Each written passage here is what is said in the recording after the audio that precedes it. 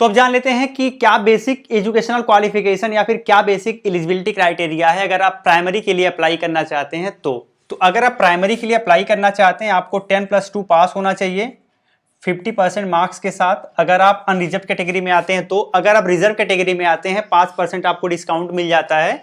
इसके साथ आपको डीएलएड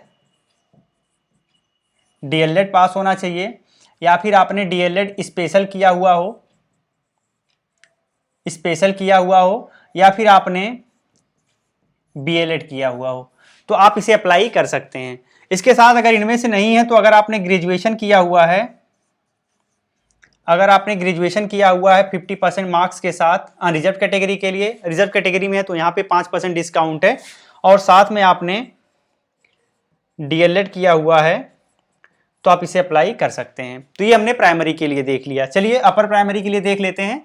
तो अपर प्राइमरी के लिए अगर आप अप्लाई करना चाहते हैं आपका ग्रेजुएशन होना चाहिए 50% मार्क्स के साथ, एंड साथ में आपके पास बीएड होना चाहिए या फिर आपने डीएलएड किया हुआ हो। ठीक है, डीएलएड किया हुआ हो तो आप इसे अप्लाई कर सकते हैं। या फिर आपने अगर ये नहीं है तो आपने अगर 10+2 आप पास हैं 50% मार्क्स के साथ, अगर आप रिजर्व कैटेगरी में आएंगे तो 5% आपको डिस्काउंट मिल जाएगा।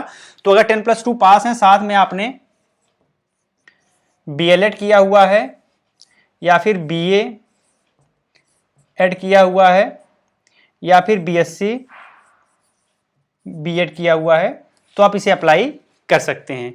इनके साथ अगर आपने ग्रेजुएशन के साथ आपने बीएड एमएड किया हुआ है तो भी अप्लाई कर सकते हैं। तो इस तरीके से ये एलिजिबिलिटी क्राइटेरिया अगर आप फुलफिल करते हैं तो आप सीटेट में अप्लाई कर सकते हैं, सीटेट में अप्लाई करने के योग्य माने जाएंगे।